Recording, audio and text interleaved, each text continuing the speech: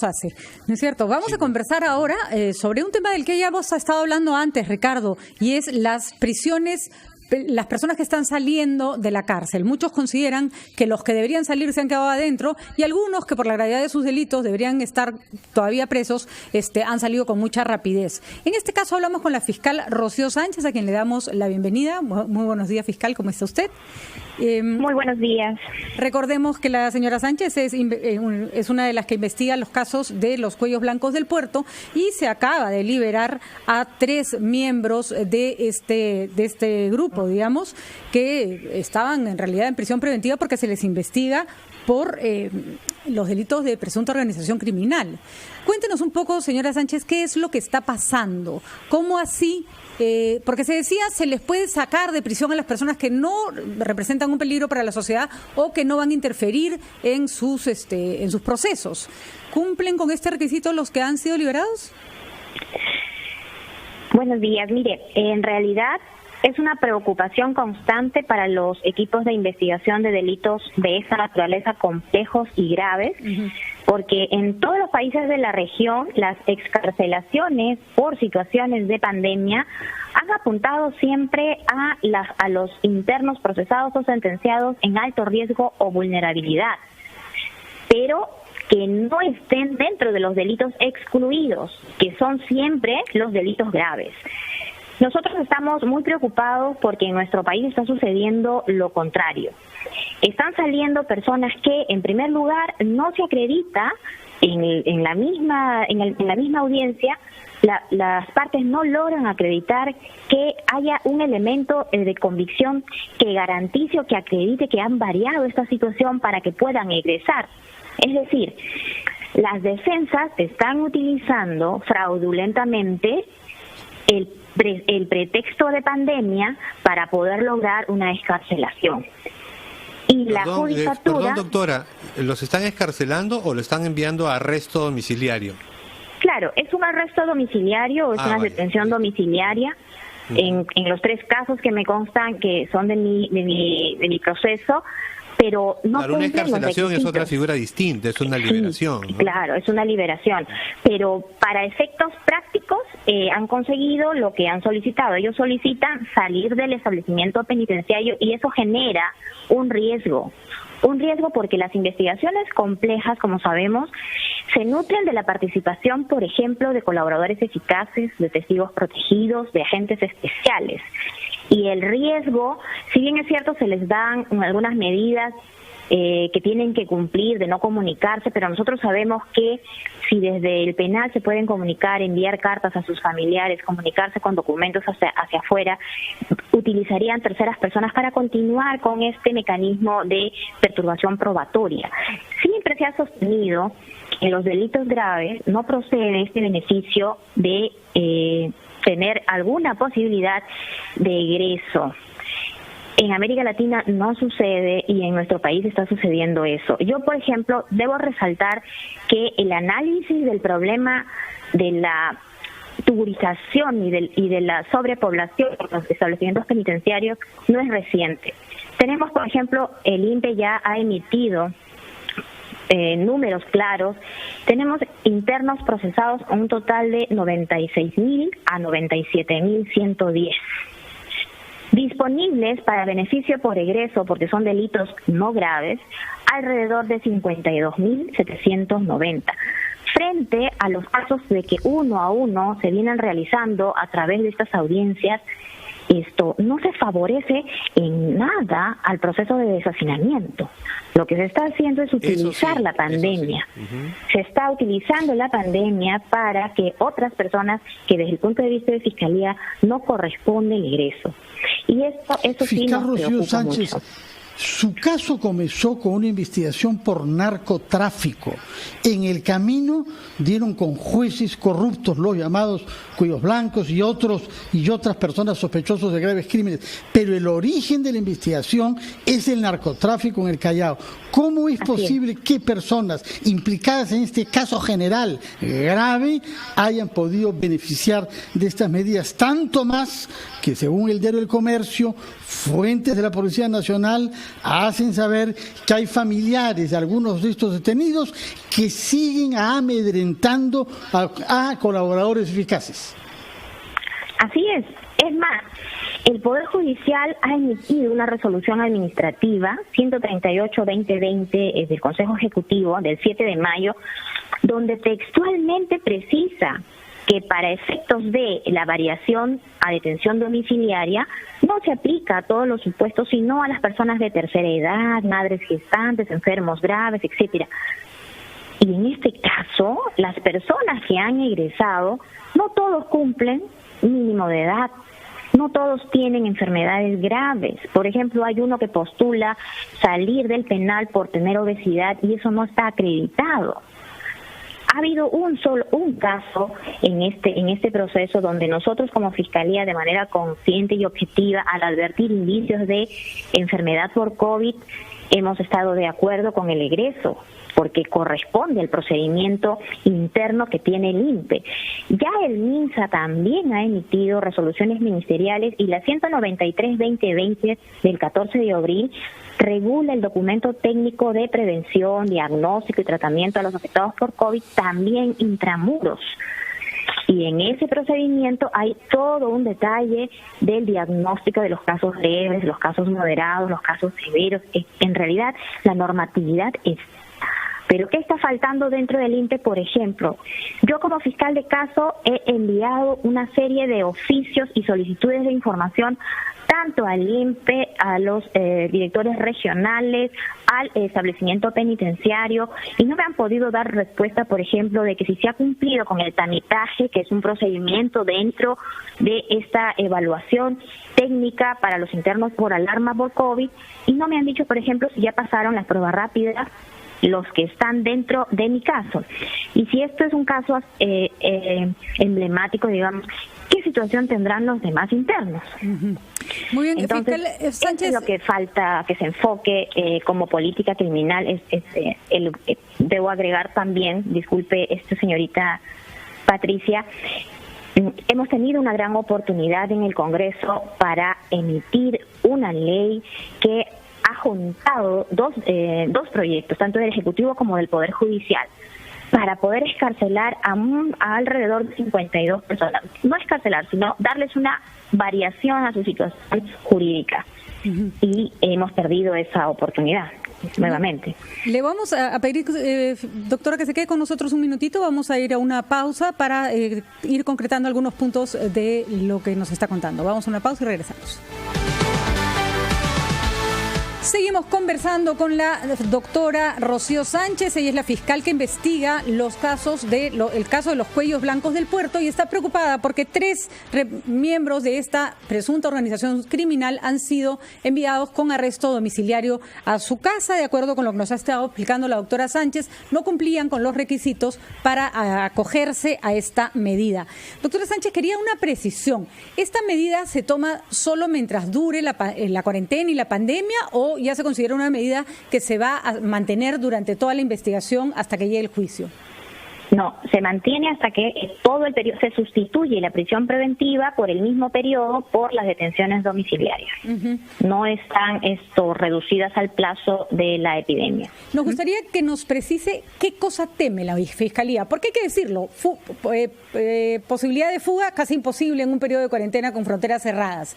¿Cuál es la preocupación de que estas personas se vayan a su casa? Además, por supuesto... y además ya nos ha dicho que desde la prisión se comunican igual que si estuvieran en casa, entonces no habría diferencia en ese punto, por ejemplo, ¿no? Hay diferencia y afectación en el sentido de la vulneración de la seguridad, de la tranquilidad, el efecto que causa que una persona cuyo testimonio, por ejemplo, el testigo protegido ha brindado, genera temor.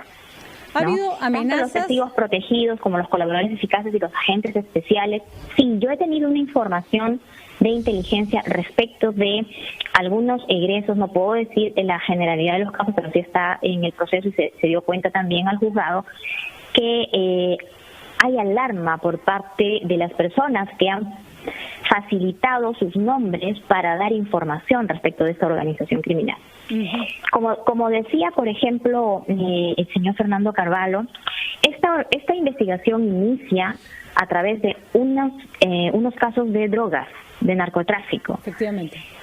Se quedó en mitad de investigación un tema relacionado, por ejemplo, y me atrevo a decirlo de una vez, a la vinculación de estos abogados con algunos funcionarios de la Policía Nacional con los que inicialmente realizaban actos de corrupción para favorecer a este grupo de investigados por narcotráfico. Esa es una línea de investigación que todavía estamos trabajando en ella. ¿Se presentó ante el magistrado que tomó la decisión estas pruebas o esos indicios de que se había estado amedrentando a los colaboradores eficaces? En los 3 casos la Fiscalía ha alegado que esta es un atentado a la perturbación del trabajo de la Fiscalía, precisamente por este requisito del peligro y la obstaculización. Uh-huh. Siempre se alegan, pero las consideraciones humanitarias han primado en estos casos por el riesgo a contagio. Eso es lo que yo quiero que quede claro. Lo que para muchos de nosotros es una situación grave, para otros es una oportunidad. Y eso es lo que ha sucedido en estos casos. ¿Cree que se irán saliendo? Ahora, sí. ¿Que se repetirá la medida? Disculpa, Ricardo, te interrumpí. Considero que es un criterio que ha sentado ya la Sala Anticorrupción, incluso en segunda instancia, porque apelada que fue la primera medida, ya fue confirmada, ¿no? Entonces, sí, si ya fue confirmada, es una misma, ya tienen una posición al respecto. Respecto a posiciones que se toman antes y que fijan precedentes, doctora, la Suprema ha dicho que es responsabilidad de los fiscales, usted por ejemplo, cumplir rápido con recabar testimonios, la investigación ya tiene tiempo, recabar documentos y resguardarlos, sobre todo en casos complejos como estos, ¿no? Es un acuerdo, me parece, plenario tomado el 2019, ¿no? Sí, lo que tenemos que esclarecer es que la ley otorga distintos plazos a diferencia la naturaleza de las investigaciones. Las investigaciones comunes son 9 meses, las complejas 18 y las de crimen organizado son 36. En ese margen de plazos legales es que la Fiscalía continúa sus actos de investigación. Nosotros tenemos, si bien procesados y con prisión preventiva 12 personas, sin embargo la investigación ya ha abarcado a más de 50. ¿Verdad? Y esas personas están en reconocimientos de voz, están en diligencias de toma de declaración, estamos en transcripciones de audios con presencia de los abogados, estamos levantando, por ejemplo, la información de todos los equipos informáticos y telefónicos incautados, evaluando la información. ¿Cuánto tiempo tomará eso, doctora? ¿Hay algún pronóstico de cuánto tiempo les tome? Nosotros consideramos que, dado que esta investigación tiene 3 niveles, el nivel que nos corresponde a nosotros, referido a la Corte del Callao, que a eso se circunscribe, y a cómo, la forma y modo como han vendido los expedientes en la Corte del Callao, cómo se activa la organización criminal, nosotros ya lo tenemos acreditado y esperemos que sola en la parte de las transcripciones de los audios más el tema pericial se pueda terminar a fin de año y en enero estar presentando la acusación que corresponda. Esperemos pues que todo dentro del plazo de los 36 meses. Sí, claro. Y eso cae dentro del plazo de los 36 meses que ustedes recibieron. Correcto, dentro del plazo de los 36 meses. Esa es la facultad que tiene la Fiscalía dentro de los plazos legales que otorga la normatividad procesal.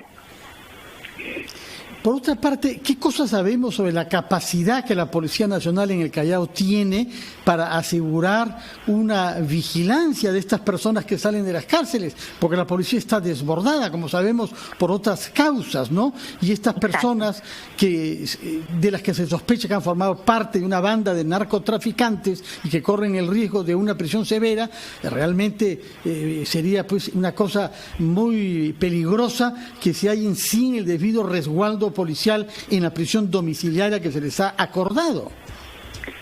Claro, la policía ha emitido, cuando el juez ordena la variación de oficio, porque eso sí hay que precisar, el juez resuelve infundados los ceses que es lo que piden las defensas, pero de oficio varía por consideraciones de humanidad esta situación y les otorga una detención domiciliaria. La unidad policial a cargo de realizar la verificación, por ejemplo, del domicilio para ver si cumple con las garantías de seguridad, ha emitido informes diciendo que este control no sea un control permanente, sino itinerante. Los jueces han insistido en que sea permanente. Pero ese informe ya nos dice algo, nos dice que no hay la capacidad policial para cumplir permanentemente con ese sistema de detenciones domiciliarias. A esto quiero agregar, y gracias a la pregunta, que en nuestro país no existe un procedimiento alternativo idóneo para los casos de delitos graves. La única es la prisión preventiva. Yo, por ejemplo, postulo que la vigilancia electrónica es un buen control y es más efectivo que en adición a la detención domiciliaria podría hacerse uso de la misma. Sin embargo, para los delitos graves como crimen organizado, corrupción de funcionarios y lavado de activos, no está permitido el uso. Y son personas que podrían pagar incluso el servicio de la vigilancia electrónica. Entonces, está mal enfocado y solamente hay 21 casos a nivel nacional que hacen uso de la vigilancia electrónica. Entonces, tenemos un sistema, pero no tenemos la aplicación práctica, ¿verdad? Y esas cosas hay que revisarlas, y las revisiones son reformas legislativas. Lamentablemente no hemos obtenido ni el pronunciamiento del Congreso para ver las revisiones de oficio, que como los llama el Poder Judicial, o las variaciones automáticas, como ha propuesto el Ejecutivo, y mucho menos pues una regulación de variación para el uso de las vigilancias electrónicas. Es decir, dotar al operador de justicia de herramientas procesales idóneas y efectivas. No todo es prisión preventiva, estamos bien, estamos correctos en eso, pero si no hay otro medio que asegure la conducción del proceso y la investigación e incluso la sentencia, tendremos que utilizarlo. Si tuviéramos vigilancia electrónica y detención domiciliaria para asegurar al imputado, pues eso sería una muy buena medida también. Bueno, parece que ahí hay criterios entonces que se tienen que adoptar con un poquito más de consenso, y ya lo hemos dicho repetidas veces, detrás de estas personas cuyos casos son muy sonados hay miles de reos que podrían salir porque sus casos son menos graves y a los que no necesariamente se les está prestando tanta atención. Doctora Sánchez, gracias por haber estado con nosotros. Seguiremos atentamente su investigación. Son las 8:29, nos vamos a una pausa, regresamos inmediatamente.